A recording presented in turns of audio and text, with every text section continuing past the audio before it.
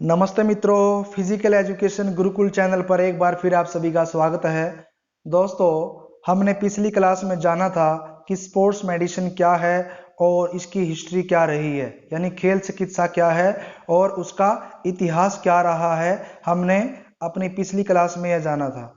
तो मित्रों, आज की क्लास में हम जानेंगे कि स्पोर्ट्स इंजरी क्या है और ऐसे कौन से मुख्य कारण हैं जिसकी वजह से हमें स्पोर्ट्स इंजरी होती है। तो दोस्तों, जैसा कि नाम से ही स्पष्ट है कि स्पोर्ट्स इंजरी यानी खेल चोट ऐसी चोट है, ऐसी इंजरी है जो हमें खेल के दौरान लगती है। Sports injury is directly related to sports activity. तो ऐसे कौन से मुख्य कारण हैं जिसकी वजह से हमें ये खेल चोट या स्पोर्ट्स इंजरी होती है। How the sports injury occurs और what are the main reasons behind this. तो दोस्तों, अगर पहले रीजंस की बात करें, पहला रीजन है डायरेक्ट इंजरी। डायरेक्ट इंजरी को हम एक्सट्रोजीनियस और एक्सट्रिंसिक इंजरी भी बोल सकते हैं। Direct injury results from the external force and on the site of contact. Direct injury हमें एक्सटर्नल फोर्स की वजह से लगती है। और कब लगती है? जब हमारा किसी अन्य वस्तु से कांटेक्ट हो, जब हमारी बॉडी का किसी अन्य वस्तु या व्यक्ति से कांटेक्ट हो। जैसे क्रिकेट की बॉल हिट कर जाना, हिट करके हमारे जो स्किन पर ब्रूजिंग का निशान हो जाता है, या जब हम कहीं गिर जाते हैं जमीन पर, तो गिरते वक्त हमारे जो कई बार एक तरह का अब्रेशंस हो जाता है, तो स्किन थोड़ी सी वहां से फट जाती है, हट जाती है अपनी जगह से। और कई बार कुछ कॉम्बैटिव स्पोर्ट्स भी होते हैं, जैसे फुटबॉल वगैरह में कई खिलाड़ी आपस में भिड़ जाते हैं, तो वहां पर भी ये इंजरी, ऐसी इंजरी होती है। तो एक मुख्य कारण है स्पोर्ट्स इंजरी का डायरेक्ट इंजरी। तो दोस्तों, नेक्स्ट कारण है इनडायरेक्ट। इनडायरेक्ट इंजरी को हम एंडोजीनियस और इंट्रिंसिक इंजरी भी बोल सकते हैं। इनडायरेक्ट इंजरी क्या होती है कि इनडायरेक्ट इंजरी हमारे इंटरनल फोर्स की वजह से होती है और यहाँ पर कोई कॉन्टैक्ट का नाम नहीं है। कोई भी किसी हमारी बॉडी का किसी भी वस्तु व्यक्ति से कोई कॉन्टैक्ट नहीं होता। और यह इसका मुख्य कारण है कि हमारा इंटरनल फोर्स।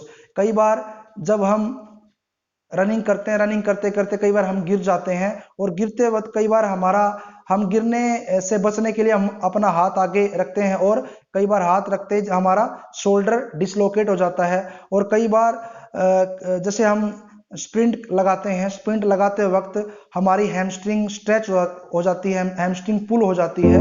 तो ये हमारे इंटरनल फोर्स हैं जिसकी वजह से हमें इंजरी होती है। तो डायरेक्ट इंजरी, इनडायरेक्ट इंजरी, और उसके बाद है over use injury. Over use injury उसको बोलते हैं कि जब हम कोई एक पर्टिकुलर जॉइंट्स पर या बॉडी पार्ट्स पर विदाउट रेस्ट लगातार स्ट्रेस देते रहते हैं, हम किसी चीज़ को हील नहीं होने देते, तो वो हमारी ओवर यूज इंजरी में आती है। जैसे कई बार स्ट्रेस फ्रैक्चर होता है और टेंडनाइटिस होता है और